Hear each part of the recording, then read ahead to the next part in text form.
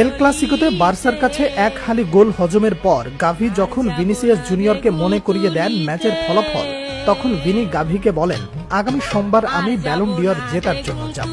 ক্যারিয়ারে সর্বোচ্চ 8 বার Ballon d'Or জয়ের পরেও লিওনেল মেসি কখনো প্রতিপক্ষের সাথে এভাবে কথা বলেননি। অথচ ব্যালন ডিওর না জেতা ফুটবলার অহংকারে নিজের পা রাখতে জানেন না মাটিতে। তার সতীর্থ, ক্লাব প্রেসিডেন্ট, ভক্ত সমর্থক সবাই মনে করে এবারের ব্যালন ডিওর জয়ের দাবিদার ছিলেন ভিনি, আর তিনি নিজে তো সেটা মনে করেননি। নিজেকে দাবি করেন ব্যালন ডিওরের প্রাপ্য উইনার হিসেবে, অথচ দেশকে দিতে পারেন না কিছুই। দেশের হয়ে এতটাই ফ্লপ যে ক্যারিয়ারে এখনো পেনাল্টি মিস না করা খেলোয়াড়টা এবার দেশের হয়েও পারলেন না পেনাল্টিতে গোল করতে। তার কারণে নিশ্চিত 3 পয়েন্ট খুইয়েছে ব্রাজিল।